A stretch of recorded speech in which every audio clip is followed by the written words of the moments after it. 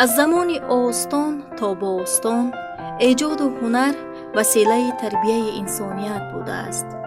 رسالت آن باشد بر شانه آنهایی است که در عالم زیبایی پرستی، نوگرایی، نگاه تازه و باخیرتانه و نظر پردازی های سازنده نفس نفس قلبشان تپیده است.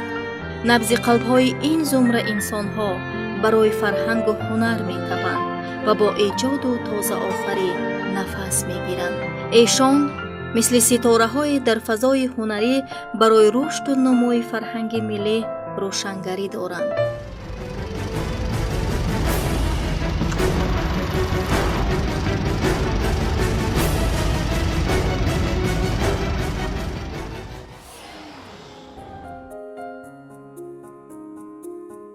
هنرمند و کارگردانی موفق تاجیک نozim Melikov 5 نوامبر سال 1966 به دنیا آمده است.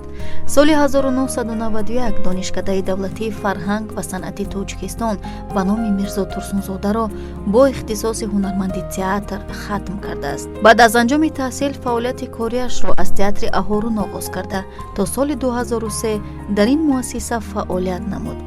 بعداً به تئاتر دولتی جوانان به نام محمود جان واحدов به کار گذاشته تا امروز در این مؤسسه فرهنگی ایفای وظیفه می کند. نخستین نمایشنامه تهیه کردهش در صحنه تئاتر شب بی پایانی فاختک بود که از جانب مخلصان تئاتر خیلی خوب استقبال گردید. نozim Melikov تا امروز زیاده از 15 نمایشنامه تهیه کرده است که اکثر آنها در جشنواره ها صاحب جایزه ها شدند. از جمله نمایشنامه اشتباه نozim Melikov در 5مین جشنواره بین المللی تئاتری آرت اوردو در شهر بیشکک صاحب جایزه بهترین کارگردانی شده است. بجز از کارگردانی پیش از همه نقش‌های خیلی جالب و دیدنی آفریده روی صحنه تئاتر. فعالیت کاری نozim Melikov در تئاتر محدود نشده، اینچنین او در چندین فیلم های تاجیکی از قبیل شیرین، ژورنالیست، شتاب، سراب بهشت، زیبا و قلندر، 12 سال انتظاری و چند دیگر نقش آفریده است. نمایانترین محصول کارگردانیش این نمایشنامه شب دور از وطن می باشد که سال 2011 روی صحنه آمد و همان سال در جشنواره تئاتری پرستو سزاوار جای دوم شد. این نمایشنامه قبلا در جشنواره‌های بین المللی نوروز در تاجیکستان، جمهوری اسلامی ایران، قرقیزستان، مولداوا، قزاقستان، قرقیزستان و روسیه اشتراک کرده با 9 دیپلم و جایزه‌های افتخاری قدردانی شده است. موفقیت بی‌نظیر نozim Melikov در سال 2017 این است که نمایشنامه تهیه کرده‌اش با نام درفش کوبایانی سزاوار شاهجایزه فستیوال آزمون جمهوری تئاترهای کسبی پرستو 2017 گردید. درفش کوبایانی از روی اثر بی‌زوال شاهنامه فردوسی تهیه شده است. بعد از انجام تحصیل یعنی شما آمدید به تئاتر اخیرون یعنی کارو شروع کردید.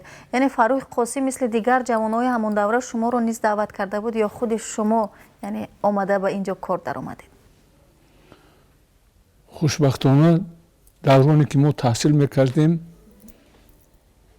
در خود پایتخت یک فضای تئاتری وجود داشت. فضای بسیار پرتلاطم و پر اوجی، یعنی که قله بلندترین صنعت تئاتری تاجیک همون سالها اوج داشت. توجه ما دانشجویان همین بخش البته به ساحه خود بود و همه کوشش میکرد، تلاش میکرد که برای آینده برای خود جایی رو انتخاب کند. موافق اگر خیلی موافق تقسیمات من به تئاتر اکادمی درامایی به نام لاهوتی افتیده بودم.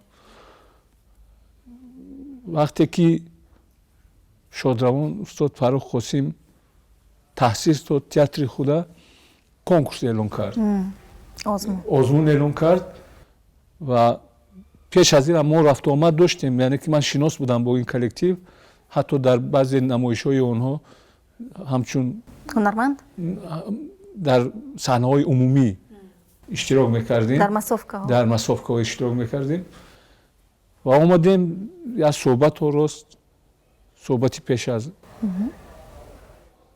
با کار قبول کردن آزمود ما رو وظیفه داد، خود همون در نزد کلکتیو در صحنه اجرا کردیم. گفت که مرحمت اگر خواهی و تئاتر من بکار بیار. من رفته استادم که مایبالی خوش نظر مایبالیش بودن از من مصلحت پرسیدم. گفت که من هیچ چیز گفته نمیتونم. گفت این راه انتخاب تو است. درست. چون که تئاتر فرخ تئاتر پرسپکتیوی است، تئاتر آینده دار است، تئاتر پرمحصول است. خودت میدونی و انتخاب من افتید بالای تئاتر اهارون. Sobtiboyev چی نمی‌نویسد؟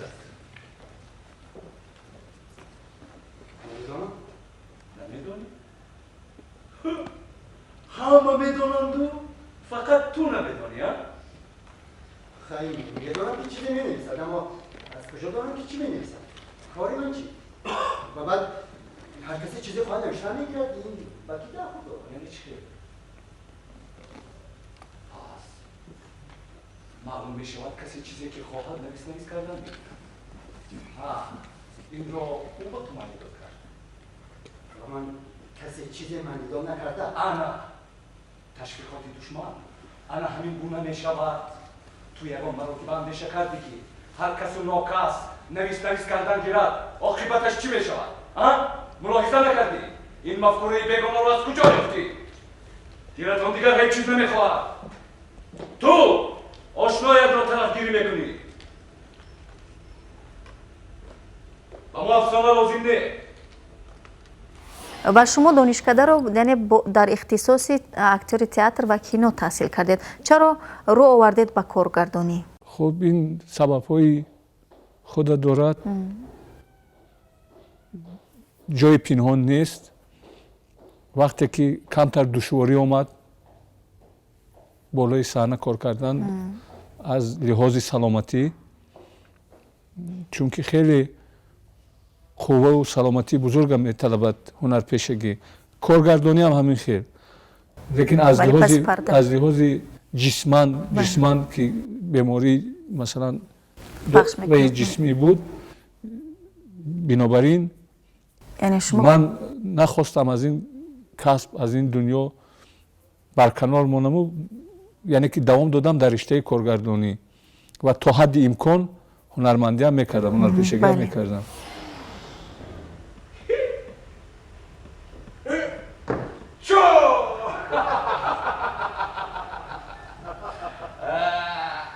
نخواد ندانی که از کی بغض شدی ها؟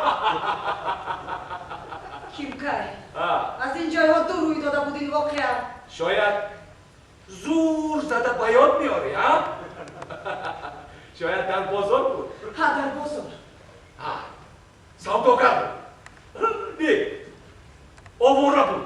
یا دوستی بازار. سوداگر بود. آواره بود. یا دوستی بازار بود نمیدونم. فرقش چی؟ سوداگر بود. آواره بود. یا دوستی بازار. مهمش این کار. عموما شما گفتید که استادم یعنی مایبالیف بودن، ولی شما مکتب فروخ قاسم رو بیشتر گرفته بودید از جهت کارگردانی یا اینکه از مایبالیف رو؟ هر کدام اینا جای خود دارن. بله.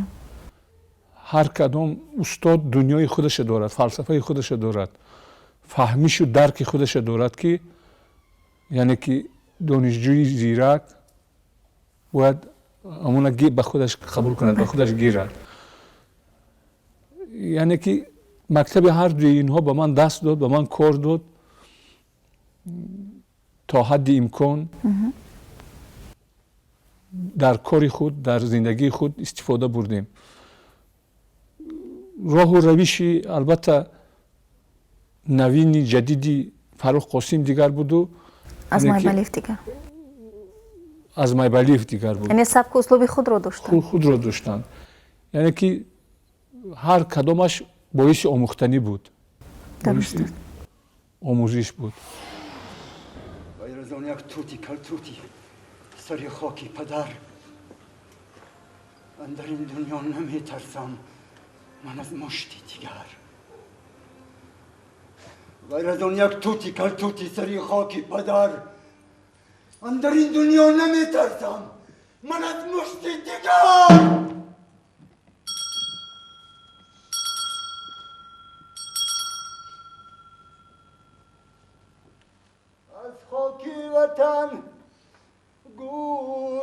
پدر در دل من ماند در دل من ماند مادر چون مزاری نبیشم در دل من ماند در دل من ماند از خواهر من کاغذ روی مگر سو روی مگر سو از خواهر من کاغذی سر در دل من در دل من در بسته و فرزندی پدر در پسی در راست در پسی در راست فرزندی پدر در پسی در دل من ماند در دل من ماند. شما امروز بیشتر در نمایشنامه‌هایتان با نظم سر و کار دارید، یعنی چرا؟ نظم یعنی که تابش مخصوصی دارد که کنده نمی شود. نظم یعنی پیچ تپای خود دارد. نظم مثلا آدم پروازی میکند، آدم به دوری ها میبرد. نظم خودش مثلا اگر تاریخ تمدن خودمون وای گیریم و یاد بیاریم بعد تاختاس های زیاد مثلا جای پوشیده نیست، مذهبی و دینی، جنگ های مذهبی و دینی، یعنی انکار کردن، حتی تصویر کشیدن تصویر، تئاتر، یعنی اون چیزایی که خلق مردم صنعت خودش باید همون خطی افشا میکرد، همون خطی درج میکرد و همه این گذشت به شعر گذشت. اگر ما فردوسی را ورق زنیم، اگر سراپا دراماتورگی عالی جناب است، جهانی است، چی رستم و سهراب بگیریم، چی اسفندیار داستان اسفندیار رستم گیریم، چی رودابه و بیژن و منیژه گیریم یا رودابه و زال گیریم، همه اینا مثلا انعکاس یافت در نظم. بنابراین چگونه تصویرها هست در نظم که یک اثر مکمل مثلا تصویری کشیدن ممکن است از روی همون تصویرهایی که در نظم آمده است. بنابراین تمام بایگانی صنعت و فرهنگ هنری در نظم نهفته است. یعنی شما گفتنید که از نثر دیدن نظم بیشتر تاثیر میرساند به بیننده؟ بیشتر از دنبال خود میبرد، یعنی توجه مردم رو جلب میکند. یعنی که نمیگذارد که مثلا پریشان شود. بله. مثل افسون میکند. افسونگر است. جهان سراسر با فرمان توست، دد و دیو و مردم نگهبان توست. زمین هفت کشور با شاهی توست، زری ماه دو پشتی ماهی توست. چی بودی که از آن سان بجستی زی جای و ما بازگوی ای جهان کد خدا. خواب را باز باید نهفت. ایتون این خواب را بشنوید، شود تاندیل از جانی من نامید. شاه بر ما بی باید کشادند راست، توانیم کردن مگر چاره که بیچاره نسبت یاره. مگذار این را رهی چاره جوی. نمایشنامه شب دور از وطن شما در بسیاری از جشنواره‌ها صاحب جایزه‌های یعنی والا نیز گردیده است و بیشتر توجه یعنی حکمان به موضوع بود یا اینکه به کار کارگردانی؟ اینجا همه چیز یعنی که اثر خوب همه چیز باید توأم باشه. بله. چی از لحاظ آرایش، چی از لحاظ مثلا مواد صحنوی دراماتورگی، چی از لحاظ فکری کارگردانی و چی از لحاظ بازیگری، یعنی که رسانیده توانستن. یعنی باور داشتید که اینقدر یعنی به هر کجایی که نمایشنامه رو میبرید صاحب جایزه میگردید؟ اصلا من چند بار تکرار کردم، یک جا شنیده بودم که اگر رژیسور کارگردان هدف گذارد برای خود که من با این اثر موفق میشوم وای مرگ کارگردان است. یعنی که وای باید رسالت خودش اجرا کند، باید کار خودش اجرا کند. آینده قضاوت از بیننده می شود و مثلا از تو چقدر مناسبت میکنی به همون اثر، به همون چقدر خودت صرف میکنی، چقدر صدق و مهرت، چقدر قوتت در همون صرف میکنی، از همون پاداش میگیری. درست. یعنی که من هیچ وقت مقصد نگذاشتم که با همین اثر من باید موفق شوم. یعنی که من کار خودم اجرا کردم و خوشبختانه تیر به هدف رسید. از روی دیدی تماشابین، از روی تحلیل و حل و فصل منقدان میتراود قطرها از شیشه های خانه من. میرسد این لحظه چشم مادری پیرم به خاطر. هر قدر آبی که او در زندگانی خورده بود، زندگی برگشت آن را ریخت از چشمانش آخیر. همون ساعت که دریا می شود تهران،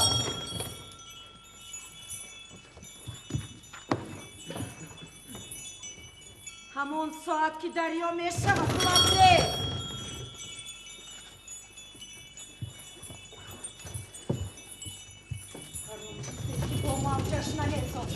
هر آن چیزی که با او هست و با او نیست، در آغوشش و از خشم خواهد کشت.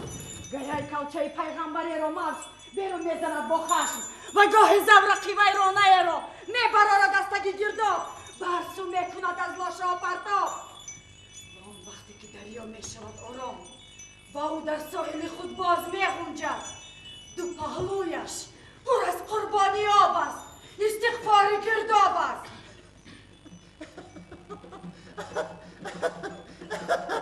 زمانی که از رمان ما را ببینید. یعنی شما مهر و محبت و صمیمیت خود رو به همه قریب که به همه نمایشنامه‌های خود میگذارید، یعنی صادقانه کار میکنید که نیست به فکر نمایشنامه‌ای که صاحب جایزه نگشته باشد از شما. مثال میاریم درفش کوایانی که در آزمون جمهوری پرستو صاحب شاه جایزه گردید. صدق، مهر، عشق، صفا، وفا، همه اینا تکان دهنده و چی میگن تاب دهنده همون مروتی هست که همون محرکی هست که انسان هدف میگذارد برای خود پیش خود که به همون رسد. تا درجه موفق شدیم نمیدونم. ولی موفقیت کارگردانی شما از کدام نمایشنامه بود؟ زیرا تا جای ما درک داریم شما زیاده از 15 نمایشنامه روی صحنه گذاشتید. سر کرده از شبی به پایان فاختن. یعنی محققان شما رو از این نمایش شناختند یا کمی بعد دیرتر؟ بله، دبیوت من اولین کار کارگردانی هم شبی به پایان فاخته بود، از روی اثر حمیدرضا نعیمی ایرانی.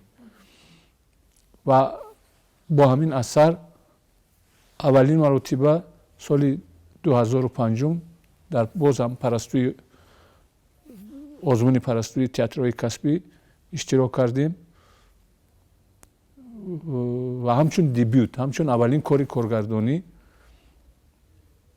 به من دیپلم دادند و هنرپیشه خلقی تاجیکستان تایمراد روزیقوف بهترین نقش مردانه گرفتن اونجا. یعنی از اونجا علاقه شما رو شناختن همچون کارگردان. بله. کیاید بسر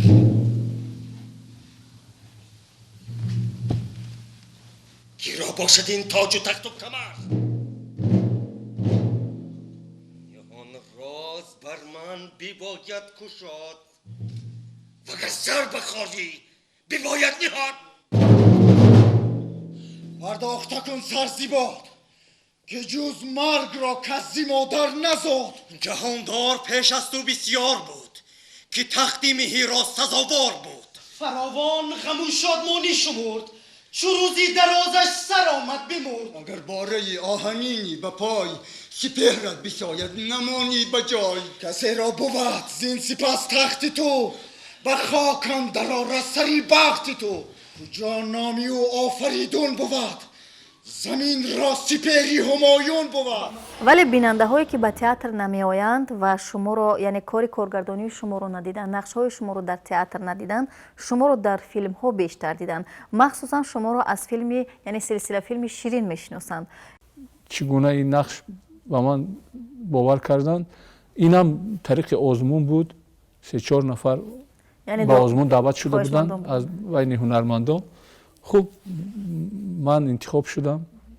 کارگردان حلیم سنگین استاد وظیفه گذاشتند که این موافق سناریو قهرمانی می باشد که در افغانستان خدمت کرده است و بین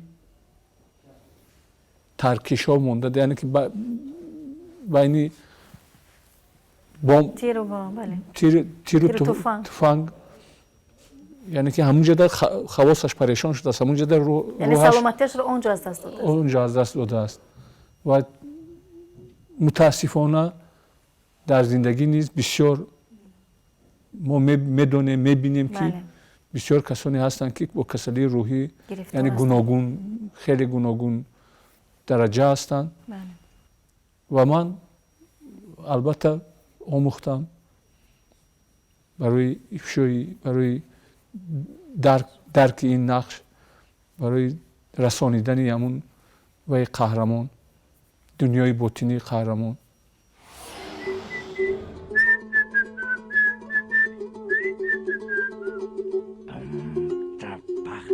جان بخته رویده چون گل دسته در چمنی کالخوزا کشاده رسته رسته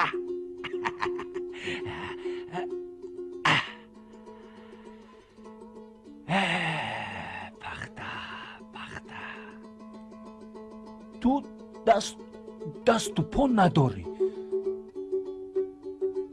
زبان هم نداری، اما مردم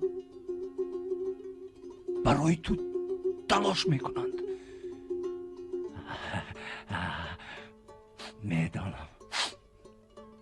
میدانم تو جانی مایی،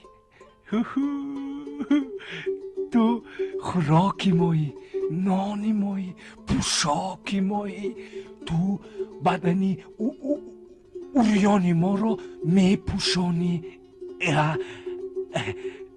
حتی وقتی مرگ با واسطه تو به حلق ما آب میچکانند. شما چه از تئاتر اهورون باشد چه از تئاتر جوانان خیلی سفرهای زیاد کردید، بله؟ خیلی سفرهای زیاد کردید، ولی خاطرماندترینش کدام باشد؟ اصلا هنرمند با سفر زنده است. بله. چون که سفر اگر دنیا رو خواهی فهمیدن سفر کن، یعنی که و این مقاله هست در بین خلق. البته سفر بسیار چیز می‌دهد برای هنرمند. دنیای وسیع میکند، دنیای جهان دیده میکند، مثلا با دیگر کلکتیو ها، با دیگر گروه های ایجادی، با دیگر صنعت تئاتری دیگر دولت ها آشنایی پیدا میکنی، یا تجربه خود مخصوصی رو کسب میکنی، میآموزی. قریب همش چی خارجی کشور بود چی داخلی کشور بود، مثلا یک به سوق رفتن علاقه چقدر هنرمند میبالد هنرمند، یعنی که با دیگر تماشابین روبرو میشه، با دیگر نفس‌های گرم بر میخورد، روحیه تازه میگیرد. هر یک هنر، هر یک سفر هنری خاطرمان است. یعنی که جای خودش دارد، جای خاصی مخصوصی خودش دارد. درست است. یعنی که در تربیه و در پیشرفتی هنر تئاتری سفر کردن خیلی خوب است، خیلی موقع سازگار میگذارد. ای پهلوان چون آمدی؟ کی به باره و رهنمون آمدی؟ جهان سر به سر زیر پای تو بود. همیشه سری تخت جای تو بود. بدان رخشم بدین مرگ زار ز من دور شد به لجام و فسار. کنون تا سمنگان نشانی پای است، از این سو کجا جوی بارون نیست. در این شهر همه نیک خواهی توییم، ستاده به فرمان و رای توییم. تو را باشد در باز جوی سپاس، بیابی پپاداش نیکی شناس. وریدون که رخشم نیاید پدید، سران را بس سر بخواهم برید. تو مهمان من باش و تندی مکن، به کامی تو گردد سراسر سخون. یکیم شب به می شاد داریم دیل، و زندیش آزاد داریم دیل. همه رخش رستم نماند نهان، چون این باره پهلوان در جهان. بجوییم و رخشت بیاریم زود، ایا نامور مردی کار آزمود. و ما گفتیم خیلی صاحب جایزه های زیاد هستید، ولی وقتی که نام نمایش شما رو یا اینکه نام شما رو اعلان میکنن در انمان جشنواره ها، یعنی چی حسیات شما رو فرا میگیرد، یا اینکه پیش از همه کی پیش نظر شما می آید یا چی پیش نظر شما می آید؟ البته خود تعریف کنی نشود، خود ستایی نشود. پیش از همه جوابگری که مثلا تو از نام خودت نه، تو از نام میلاد، تو از نام نماینده هستی که معرفی میکنی، ملت خیش رو معرفی میکنی. البته میبولم از اون که نماینده تاجیکستانم، میبولم از اون که تاجیکم. سابق شاگرد دانشگاه رفیق قلندرов که 10 سال قبل به طور شرطنامه‌ای در اینجا تحصیل کرده بود، عریضه نوشته اظهار نموده است که 5 سال به دانشگاه ما پول داده است، ولی دانشگاه به وی دیپلم داده است و سواد نه. پولهایش رو برگردانیم. همکسبان محترم، به فکر من به میان گذاشتن این طلب موافق علم فیزیک قابل قبول نیست، چون که در اساس قانون تبادل انرژی هر یک دانشجوی در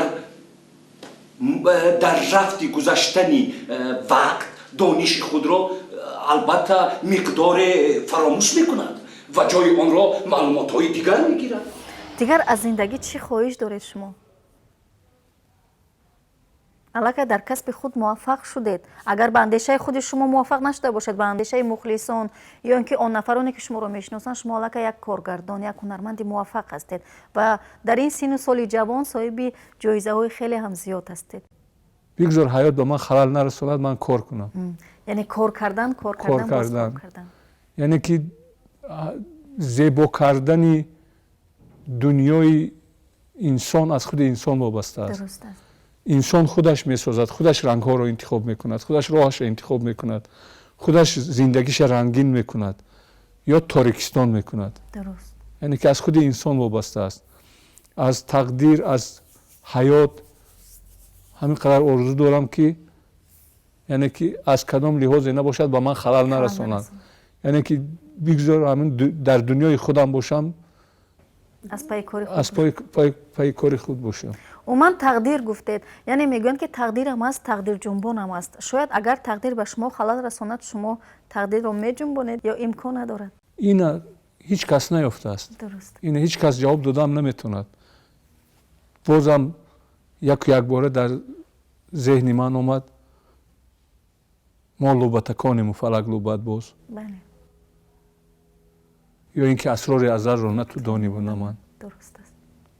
فردوسی باز جنبست میکند که بدون یک هر دوزی از دان بود، لبی مرگ باید که خندان بود. و من میگم از زبان شاعر که وای بر آن دل که در او سوزی نیست، سودازده مهر دلافروزی نیست. روزی که تو به عشق به سر خواهی برد، ضایع‌تر از آن روز تو را روزی نیست. من بسیار شرم می‌برم از آن که این طور عاشق شدم. یک قوت ندارم که از این عشق دست بکشم. شما چطور که گفتید کار کردن میخوام باری هم در عمق شما یعنی در فکر شما نآمده است شاید الکی یا خواهش ندارید که شاید فیلم بگیرید زیرا الکی در تئاتر موفق شدید همچون کارگردان یا فیلمگیری رو خیلی دشوار میشمارید از تئاتر دیده یا اینکه برعکس؟ تئاتر یک نقطه یک جای اساسی دارد. یعنی که تو از تئاتر نبرآمده تمام کارت بود میکنی، تمام کارت حل میکنی. البته بعضی چیزایی هست که با کمک دیگران. فیلم کمتر پریشان است. فیلم در خیلی قوه زیاد لازم، خیلی اراده مستحکم لازم، خیلی عصبای با قوت لازم که مثلا اینا جمع کند، از داخل بینو براید، یعنی که نتورا میگن رفته انتخاب کند. یعنی که دواده و کشمکشی های فیلم خیلی زیاد است، خیلی مشکل است. یعنی که از کلکتیو وابسته است، از گروه وابسته است، از کمانده وابسته است که نه هر یک کارگردان سینما با این موفق می شود. البته هر یک هنرمند آرزو دارد. منم آرزو دارم که یک کاش خداوند دست میداد، یک کاش تقدیر دست میداد که یعنی که یک فیلم آفرم در رشته سینما هم خودم سنجم. لیکن وقتی امکان دست نداده است همون وقتش نامده است. یعنی سبب در فیلم ها نقش آفریدنتون خیلی کم است. سبب چی است؟ یعنی باز سلامتی یا اینکه کارگردان ها اونقدر دعوت نمیکنن؟ تا جای من درک دارم کارگردان ها خواهش های زیاد دارن که برای شما رو دعوت کنند. پیش از همه سلامتی است. پیش از همه سلامتی است. نمیدونم. ولی اگر دعوت کنن میروید، نقش میآفرید در آینده کمی هم باشد. اگر خورد باشد. دوست وای قلاب و پلید است.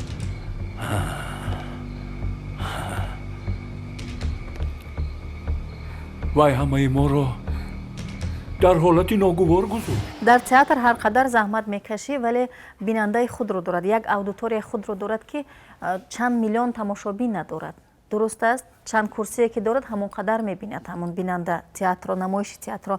ولی فیلم معرفگری هنرمند است، معرفگری کارگردان است. شما چی اندیشه دارید؟ تماشابین همش یک است. شماره فقط اینجا اگر مثلا در تالار کینو 1000 نفر تماشابین باشد، در تئاتر 200 نفر باشد، اگر از تئاتر 50 نفر درک کند نمایشه، بعضا می شود که از کینو 1 نفر درک می کند. یا برعکس 200 نفر در کینو درک می کند اون فیلم، اون ایده رژیسوری سینما را یا فیلم، در تئاتر 1 نفر درک می کند. یعنی که در اینجا وای ندارد.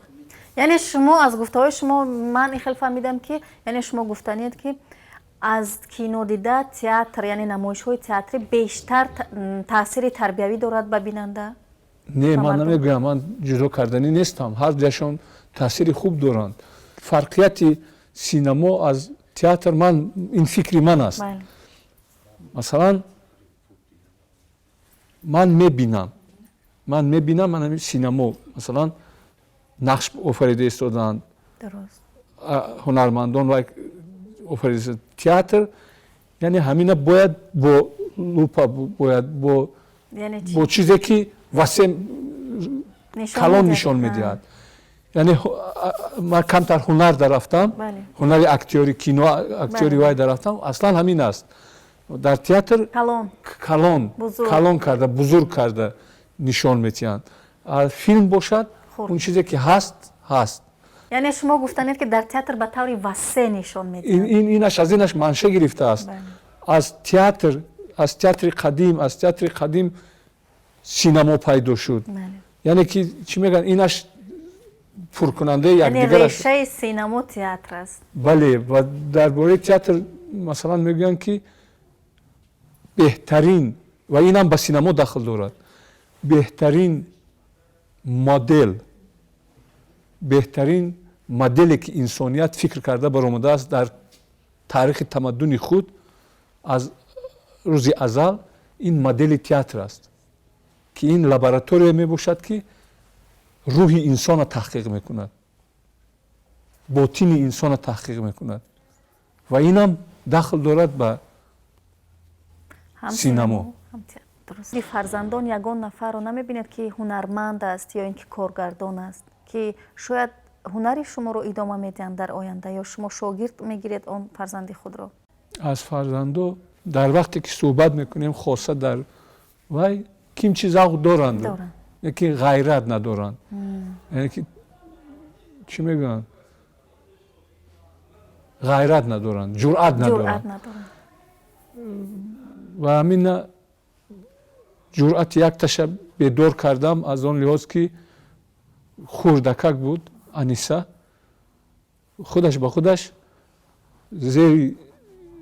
زیر لب کیمچی زمزمه میکرد و مصلحت کردیم که همین موسیقی دمونیم و خوشبختانه صنف 5 میخواند در اسباب اسکریپکا غیژک، یعنی اسباب خیلی دشوار صنف 5 میخواند در مکتب مخصوصی میرالتولو عطویف موسیقی تحصیل میکند. خیلی باقی امید داریم. فراد من با ماشین آدم زیر کردم. چی؟ با ماشین آدم زیر کردم. یک لحظه.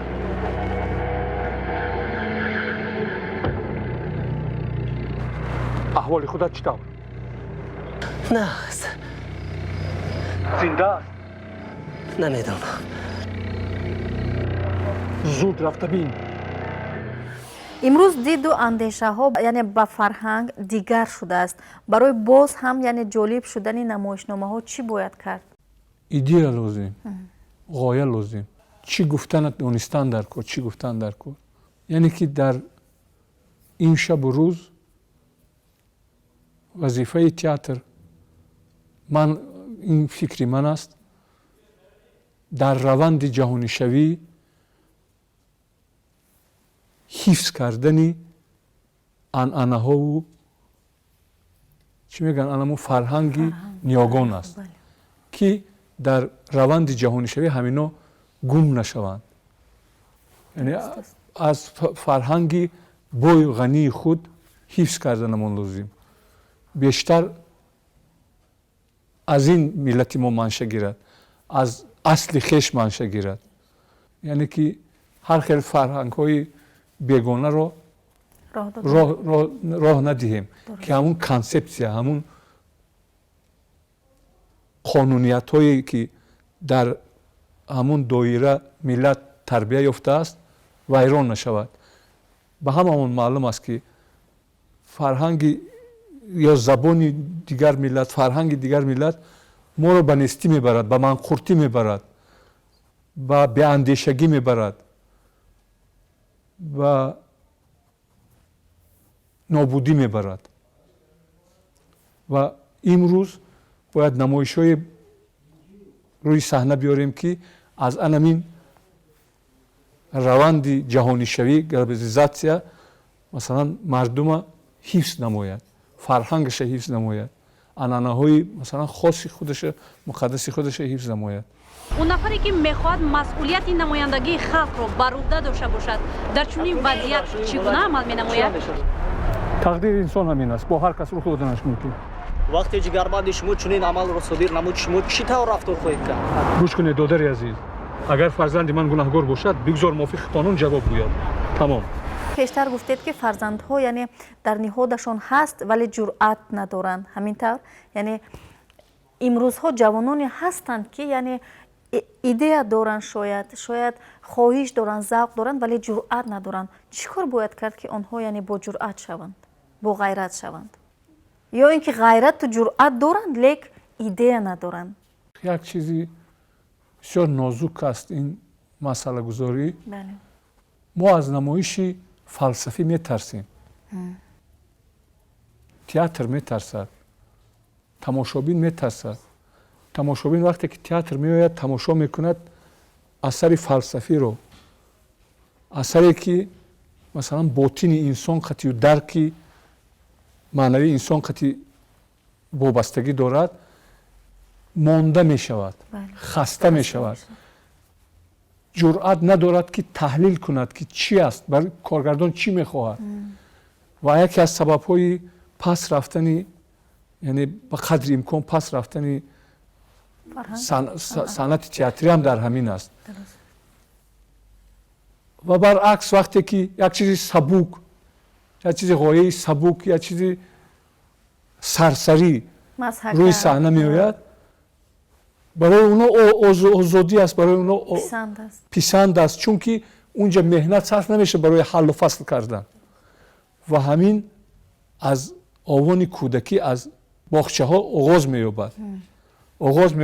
ана ҳамун қисмати мағзи сари миллат ки ҳаллу фасл кунад, яъне сафед аз сиёҳ фарқ кунад, яъне чӣ мегӯянд, чапро аз рост фарқ кунад, заҳмат кашад барои идеяи хуб ба вуҷуд овардан, бояд фикр кардан дар кор. барои оне ки фикр кардан дар кор, бояд дар ӯ фикр чизе бошад. чӣ бошад? мо мехӯрем, ғизо мехӯрем, ғизои маънавиам бояд дошта бошем. яъне китоб бояд хонд, таъриха бояд донист. бештар китобҳои масалан ки ваи ҷаҳонӣ дорад, пазируфта шудаанд, сатҳи ҷаҳонӣ доранд, бояд онҳоро омӯхт, бояд донист ки ҳамсояи вай аз кадом фазо нафас мекашад. яъне дар дигар давлат сабаби пешравии вай давлат дар чист? чаро мо масалан дар кадом соҳае қафо мондем? ина бояд дарк кунад, бо кадом ақл дарк мекунад, бо фаҳмиш, яъне ки бо савод. худованд мефармояд ҳеҷ вақт ҳеҷ касро накуш ва модамизод фатво баровар. агар бар зидди худованд барояд, мумкин бо дигар ангушташ салиб кашед, мумкин. худованд мефармояд дуздӣ накун. агар моли дуздӣ бошад, мумкин амали хайр. агар касе ба номи худо гуфта одам мекушад, мисли ҷинояткорест ки барои ҳамин он одам мекушад. на ҳаёт, на муҳит моро маҷбур мекунад ки ҷиноят содир кунем, балки ҳамаи амалҳои мо аз тина тамон вобастагӣ дорад. уман аз шурӯъ аз яъне рӯзе ки худро шинохте то имрӯз тазодҳо дар ҳаёти шумо бисёр буданд ё на? ҳаёт ин мубориза аст. бемубориза намешавад. бе задухурд, бе низо ҳеҷ чиз тавлид намеёбад. санг бар санг мезанад, оташ ба вуҷуд меояд. албатта тазодҳо зиёд буданд. вале шумо мубориз шудед. меафтӣ мехезӣ. тазодҳо аз кӯдакӣ сар мешавад. аз овони кӯдакӣ меафтӣ, биният хун мешавад, дастата мешиканӣ, бо мехезӣ, бо роҳ мерӣ, роҳгардия меомӯзӣ, забона меомӯзӣ. яъне ки мубориза, тазодҳо ҳамеша ҳамсафари инсон аст.